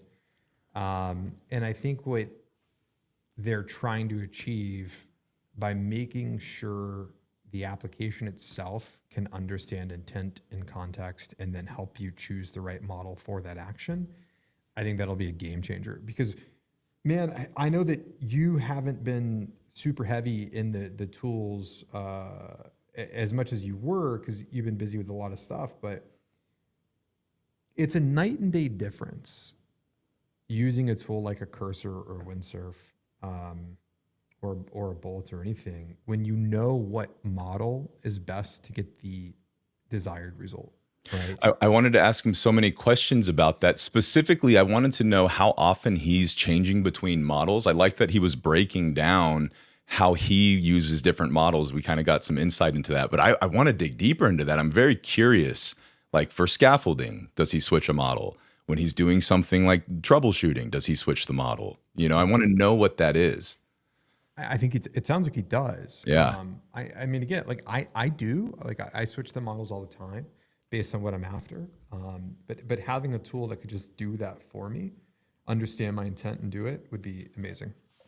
This guy, by the way, the founding designer at Notion, early designer at Stripe, no stranger to coming in and just turning new paradigms out, new ways to use product, new ways to think about things. I know Notion is very divisive on this show, big fan over on this side. But I think it's really interesting when you get people thinking the way he is, like abstracting that layer. And so what's kind of cool, man, is we get to talk to Soleio next. And he's been heavily involved in the design tooling space, right? He's an investor. He's done a lot of, he's backed a lot of really fantastic products too, by the way. Notion, Figma, Vercel, Replit. Like the guy is, his name is just Soleio. It's a great name. And you know who he is because he's involved in all of the things we have going on. I want to hear his take on what we just saw this week. I do too. I'm excited, but Tommy, we got to talk about something real quick. Oh no, I'm in trouble. We bring heavy hitters on the show. You especially, sir, work very hard to help curate the guests that we bring on this show. And frankly, I don't think that the audience is putting respect on our names because I don't see enough subscribers on our YouTube channel. I don't see people retweeting the show enough when we go live. Gentleman's agreement, as we stole from My First Million, you need to make sure if you're watching the show, hook your boys up. Subscribe, retweet, share, comment, like, all those things. I mean, let's keep going, right? Subscribe to todayin.design. Subscribe to uxtools.com, uxtools.co. Speaking of Today in Design, while we wait on Soleio, yes, the first new Friday edition dropped today. What'd you think? It's good, man. Is it good? Petter's design rocks. But the other thing that I saw that I really dug was it looks like a new video interview series, and the first guest you had on was Ugg Monk. Yeah. Yes. Next week, I'm fucking stoked about. I'll give you one hint who's coming on next week. Yeah, that's sick. Mike from Work Louder and I sat down and had a hell of a chat about how they actually designed these, how they pulled off their partnership with Figma, with Framer. We talked about the new Knob One. I am excited for them. Mike's story, by the way, and I'm excited. I hope you guys dig into it, is so freaking cool. And I'm excited for everyone to hear it. Yeah. But the other story that's pretty dope is Soleio's story. The claim to fame, the like button. We've heard the story about you, Soleio. We know you got your hands in all the design tools out here. You're the guy with the freaking coolest name in Silicon Valley anyway. How are you feeling, man? Good, man. Thanks for having me. Yeah, absolutely. We just got done talking to Ryo Lu. I'm feeling like blood pressure is low. He is a joy to talk to. I'm like, I feel so calm and I feel smarter after talking to him. Have you had that experience talking with Ryo? Yeah, we have a good back and forth. It often gets very philosophical about the nature of software, and I actually like to spar with him on certain fronts, but it's I feel like he definitely has an opinion about the future direction of Cursor, which always is heartening to me because it suggests that they've got a strategy, they've got a view on what the world's going to look like in the future, and I always love a team with a great strategy. It's refreshing to hear that. Yeah. Yeah, I gotta know, what are you guys sparring about? Like, what's been that tension point to where you're like, let's talk through this one. Yeah. I think it's largely, there's an impulse, and hopefully I won't misspeak for him, but there is one philosophy, which is that like everything is code, right? And that ultimately there can be one lingua franca for anything that you create in a digital environment. And then for me, I feel as though that human beings tend to organize our workflows and our lives around modalities. We don't eat in the bathroom. We shouldn't sleep in our living rooms. And so we naturally kind of categorize our spaces into specific environments. But I think where we kind of, both Rhea and I kind of arrived at a commonality in terms of like the opportunity for Cursor is that if you create a sophisticated instrument, say for example, like a piano can be an instrument in which you can write and produce extraordinary soaring music that can be played by humans and by robots, and then it's an instrument that has extraordinary like sprawl, but it can also be a very approachable instrument, be something that can be dabbled with by a child. And I think that Cursor's attitude is that if you start at the very top of the market, you might be able to create an environment in which professionals can help train models to service the broader world. And maybe that's the space in which to provide that lingua franca and that one common environment for all humans to participate in generating music, or in this case, generating software. But we shall see. I think there's a lot to be revealed in the next few months. Well, and the thing that's come about today is we've talked to Zach Leech from Gamma.app. We talked to him about this idea, and Rid had him on Dive Club just recently, and they talked about the new design deliverable. That's one framing I'm hearing this. I talked to Rio just now, and he's talking about, well, everything's code, and what is that like final output going to be? And all the consolidation conversations we've had as an industry have been around tools and job titles. But now we're hearing this consolidation of like, what is the new modality? Is it a singular thing? How are you thinking about it, man? Yeah, I guess for me, there's and I reserve the right to change my mind, but what I've seen is this persistent pattern where design falls into these two broad spheres. The first sphere being that of creating, like instantiating the concept in different trades. That can be the blueprint, that can be the script or the storyboard. It's essentially like a tool or an artifact for creating alignment, that this is the thing we're going to go and make. And then the second sphere is the production of that object. You go from model, concept, to product, the thing out in the world. And while those two spheres are not distinct from one another, they don't sort of operate in silos. They should really be feeding into one another. They do tend to carry very different approaches to the work, where like the bias for production is to get the thing done, like make the thing exist, and that requires a whole different set of trade-offs and a different kind of approach to design than the more exploratory, let's sort of like see what is possible and then align on a vision. And what's fascinating to me is that the tools right now are starting to really smush those two things a bit together. But I think in general, what is true in the short term is that for something to be complex and to be vibrant and to be maintained, it has to be a product. It has to be like a stable fixture in the world. And it may not be very malleable in real time. And so there still exists that prior sphere of ideation, conceptualization, where you kind of move things around without affecting people who are relying on the existing object in the world. And so I think that we'll largely see a lot of like design processes fall within those two spheres, and the tools will reflect that. But I could be wrong. It could be the case that like, hey, we can just always skip straight to production and just fork from production to do our ideation. And maybe that ends up being where the majority of work and ideation takes place, is in like a production-like environment. It's super interesting that you bring that up, especially when we start to consider, the context and modality of those things, because, we live in a world, let's wind the clock back like 6 months. We live in a world very much then to where it's infinite canvas, discussions, design process, and then you're being very intentional about how you go from that infinite canvas, that design medium, into code, and then likely some form of a CI/CD pipeline, and then eventually it's tested and then it hits users. We essentially cut out a ton of those steps now. And we're seeing a lot of things, especially in the vibe code territory, to where the notion of unit tests or of a CI/CD pipeline or anything like that has just been thrown away, and it's straight, I'm going to prompt and I'm going to push to production, and we're going to see what happens. I'm curious, I want to read off this list real quick. I'm just pulling this from your site. So we got investor in Figma, Framer, Vercel, Vanta, Perplexity, Synthesia, Pulley, Replit, Universe, LiveBlocks, TL Draw, Plane, Granola, dozens more. So you've put your money where your mouth is in a couple different areas of this space. I'm curious, when you look at the different mediums of like a TL Draw versus a Replit, and then going into a Cursor, and then going into like a Vercel, each one of those, and of course we have Figma and Framer too, represents a different arc within that production cycle, right? How do you feel like they all stack up against one another now, or do you think that they'll continue to exist kind of in a concerto together?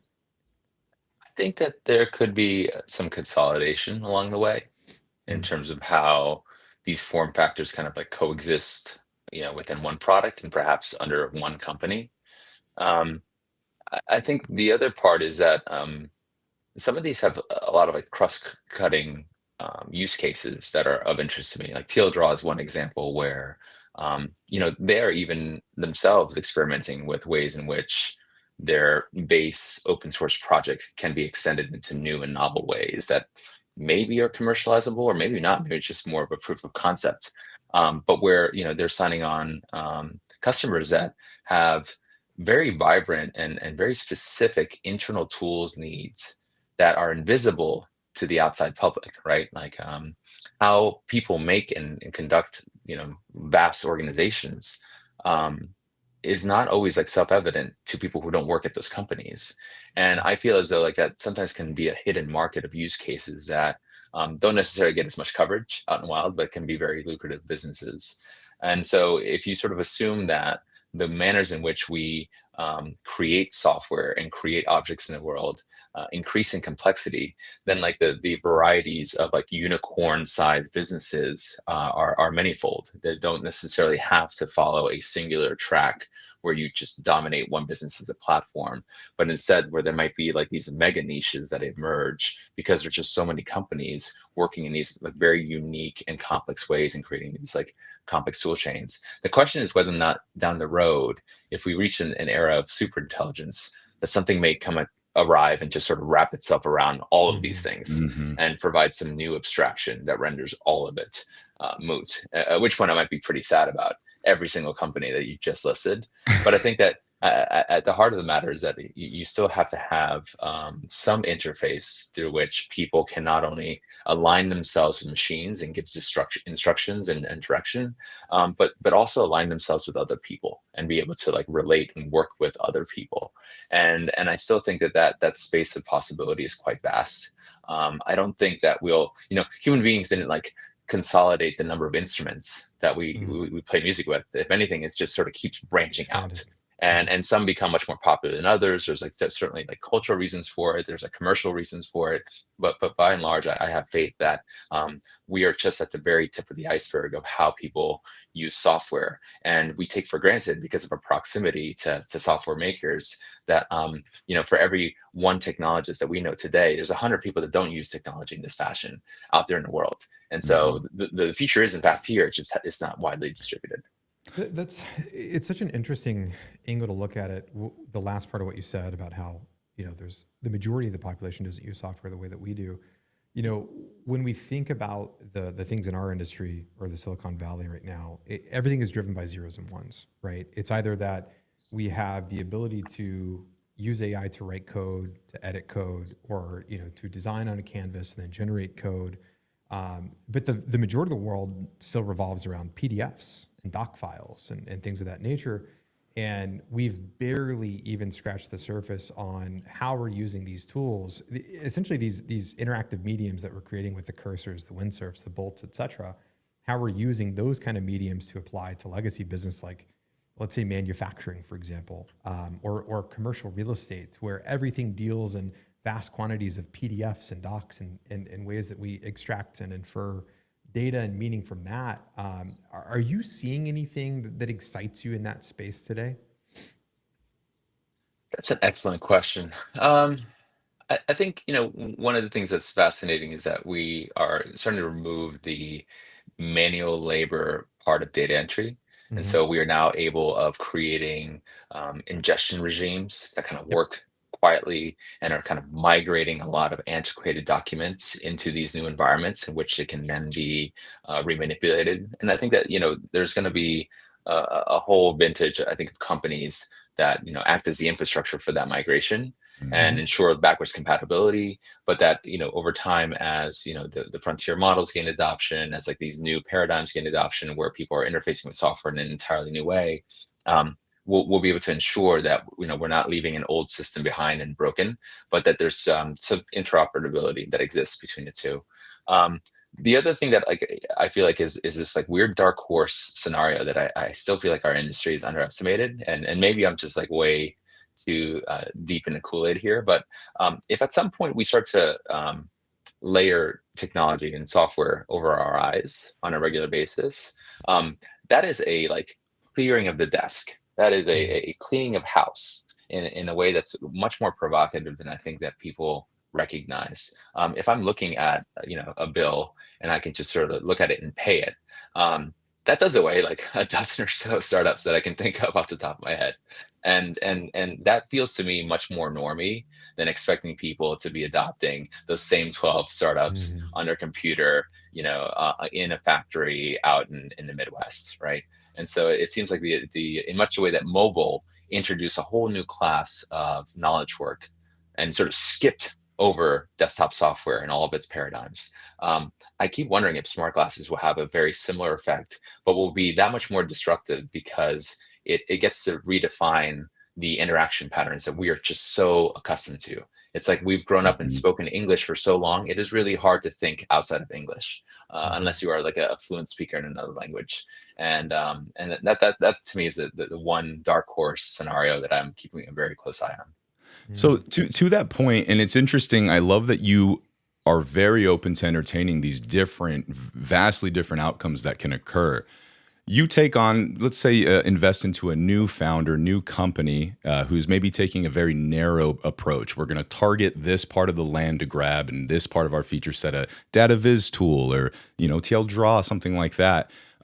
With knowing that this future's ahead, we're seeing consolidation of like blurred development and design. How do you advise those new tools and founders on how to like think about the next 5 years?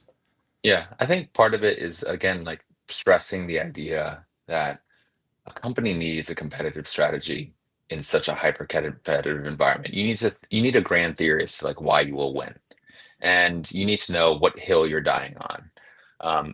Mike Krieger has this great quote that I might butcher right now, but it's this whole idea that like it's much better to be like to have conviction on something and be wrong than to be confused. And I think that like a lot of startups can end up in a confused state, sort of as a status quo. And I feel like my job with founders is just to try to always steer them towards some clarity of vision, like pick the hill to die on, because at least that forces you to have to express an opinion on the landscape, a set of priors that you're building against. And it also gives you a way to frame what plan B and plan C might look like. So the sands shift underneath your feet. But you have to have a plan for how you're going to win because to your point, it's a very competitive space. There's another startup that can open up shop across the street from you next week, and you're competing with them as much as you are with Notion or Microsoft or Google. And I think that the only way in which to win in a competitive environment is to have some grand theory as to what is the steep hill you're going to climb and how are you going to accumulate an advantage, not by virtue of like trying your best or moving fast, but by virtue of executing on a strategy and proactively changing the state of your position in the ecosystem. I think that that's part of the reason why early stage investing is so much a bet on the jockey, because sometimes the jockey has to change the race midway, right? Sometimes like the whole game changes mid-flight, and whether or not a company can kind of pivot with any degree of depth comes down to the jockey's ability to identify the change of state and then be able to update their strategy in real time and put it into motion and have the moral authority to lead a small team towards this new direction on a dime. Oh man. The conversations today are just like kicking my butt, dude, because this is awesome. Soleio, I really appreciate you being here. And I have one more question for you. Yeah. Who should we be talking to who's a product builder right now who is kind of blowing your mind? I'm sure you've had Henry Modisette on the call, right? We have not. I would talk to him or someone on his team that he'd recommend chatting with. I really just admire the clock speed of Perplexity as it's continuing to grow as a team. Clock speed is not something that you teach, man. It's just like the speed at which you train, right? It is like it's an ethos thing, it's a drive thing, and it's it's really hard to fake and sustain. And so I really admire their ability to deal with being in the midst of intergalactic war. It's like you're simultaneously competing against the greatest consumer tech company of all time in Google, and also the current greatest company in OpenAI, and then trying to outmove and outmaneuver them. And I really just appreciate their penchant for speed. I feel as though like they're well equipped to be able to adapt in real time to this ever evolving landscape. So I would talk to him. Heck yeah. I love that one. I feel like there's been a step change in the quality of their product over the past couple of weeks. I previously was a pro user, but found myself turning to ChatGPT a lot. And we've even had a few ChatGPT versus Perplexity showdowns on the show. And over the past week or two, I find myself turning to Perplexity a lot more for quick things. And I would say that I'd never touch Google anymore. It's just going straight to Perplexity for those answers. And then if I want to go real deep, I'm still probably using O3. But it is crazy to me the cycle in which they're improving that product. And like you said, maneuvering around all of the things that the other model providers and flagship models are doing. It's really, really interesting.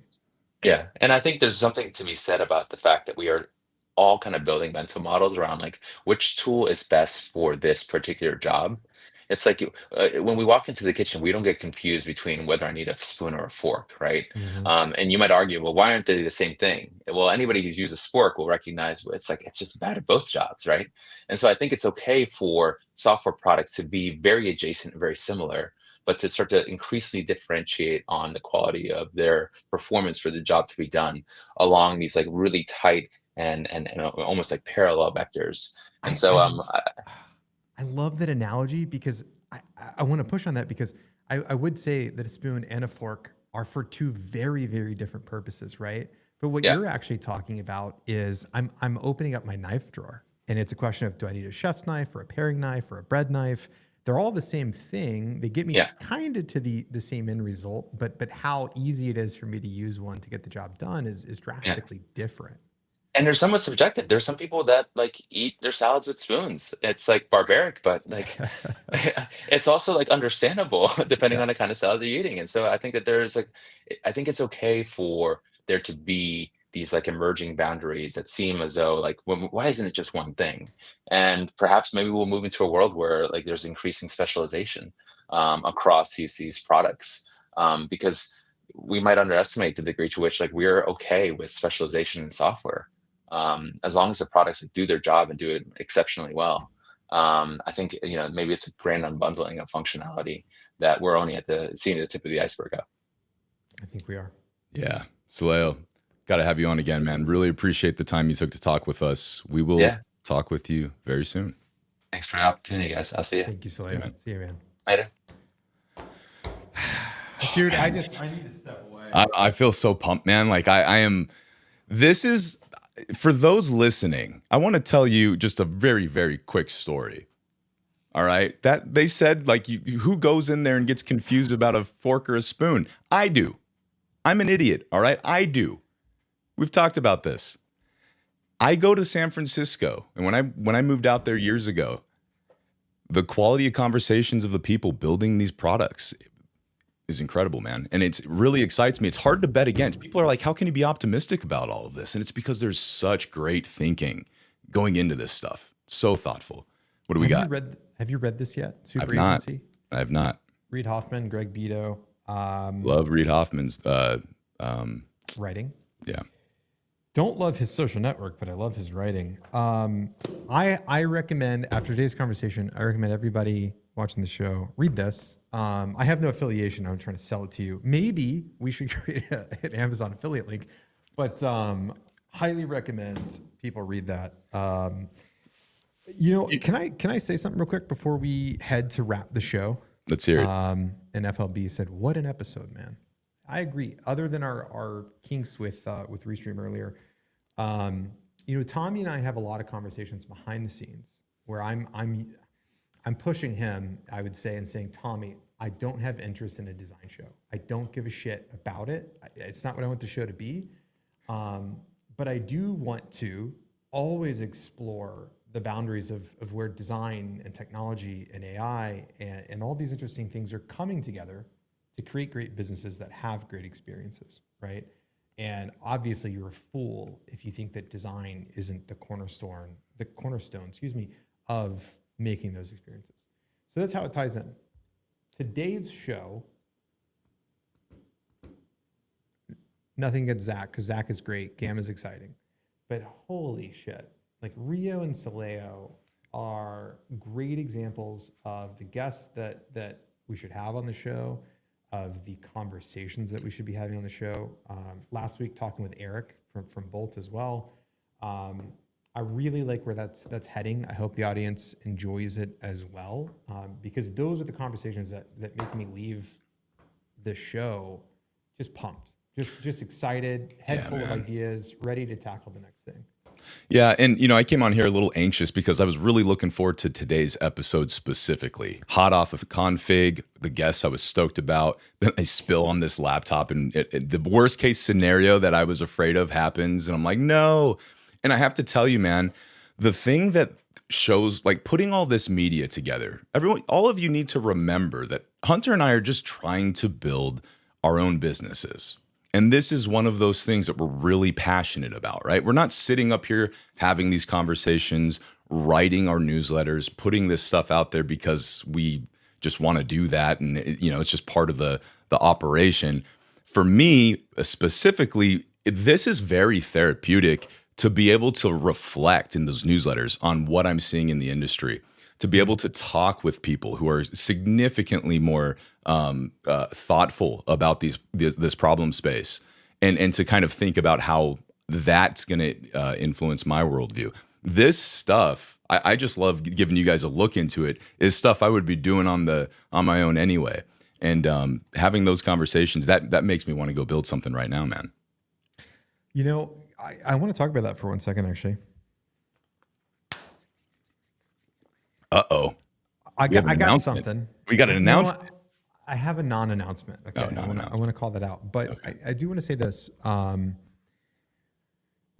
Let's have this conversation as friends real quick, and 1,000 people just get to watch us have the conversation. I don't remember what it was, but there was an interview that I was watching a couple of months ago, and it was predicated on the question, are you playing to play or are you playing to win?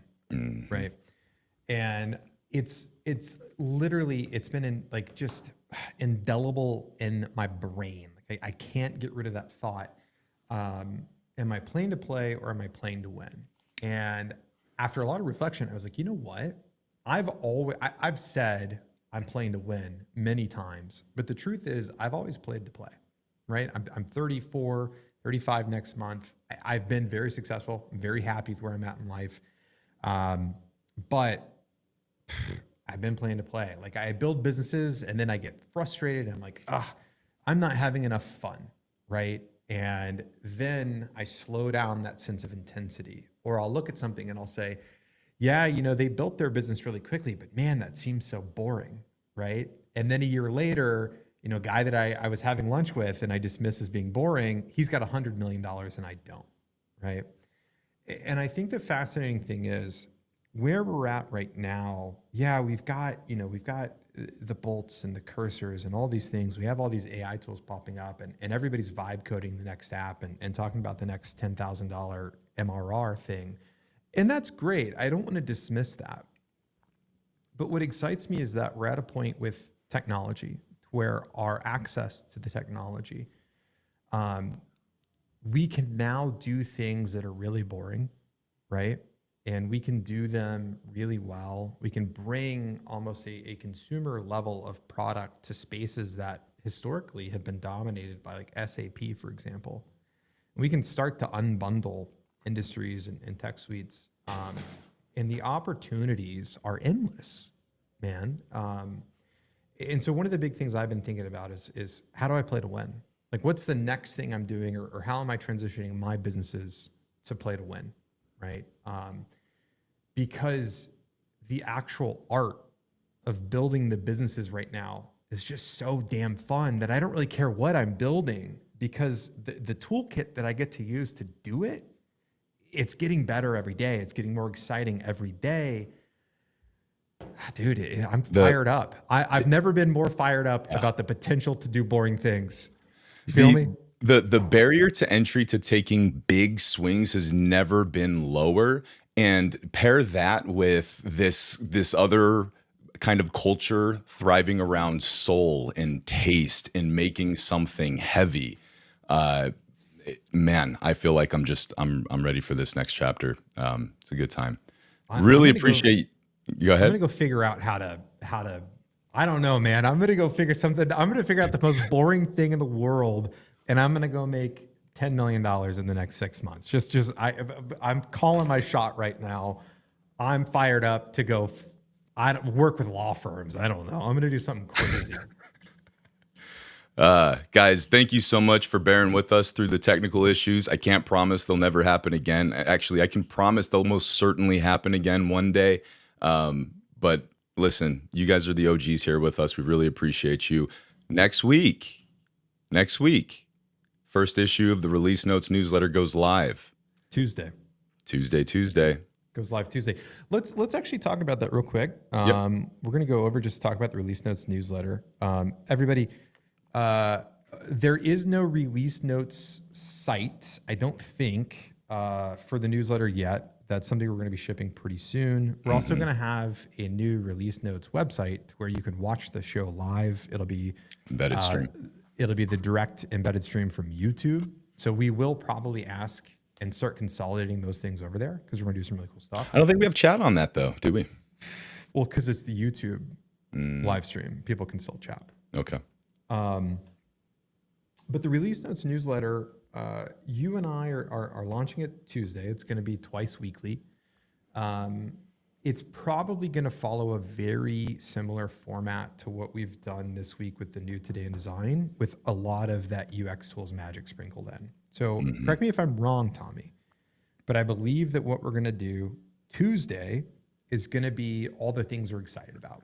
Right? Yeah. It's going to be all the news, the cool things we're seeing in AI, tons of cool shout outs, giving a platform to people building interesting stuff with AI and kind of the new face of design and things like that. And then is it Friday that we're doing the second edition, or are we doing Thursday? I don't know. We're doing Fridays, Tuesdays and Fridays. Pretty nice little cadence. And so Friday will be a deep dive with a guest or an interview or into a topic that we're really excited about. That's our plan, right? That's the plan. And I also want to call out real quickly, we'll be alternating on different thought pieces around a similar format, but I do want to tell you there's a little competition going on to see who can maybe write the most compelling pieces. So you'll know when it's from me, you'll know when it's from Hunter, and I want to hear from you guys who's kicking butt. And can we... That should be a voting mechanism in the newsletter. I have an idea. You just gave me a sick idea. Okay. Can you pull up the Figma file? I can't share my screen right now. Dude, I will. But touching my keyboard is risky business. Here we go. Yeah, pull up the Figma file for the newsletter. I want to get some feedback real quick. We're gonna show people what's what. Let me make sure I got it here. Give me just a moment.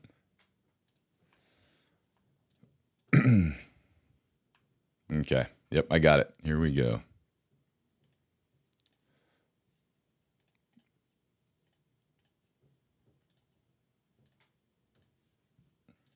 All right. I think we're trying to claim the title at Off Menu accidentally for just sickest newsletters on the planet. Yeah, man. The stuff Petter is doing right now for these honestly is just changing the game. I subscribed to so many newsletters and I was like, all of these look like ass. Like none of these inspire me from a design perspective. And it's really hard because people don't realize that email is still tables, right? Like it's old school HTML and styling. But we're trying to do some interesting stuff here. I think what we should do, scroll down, sir.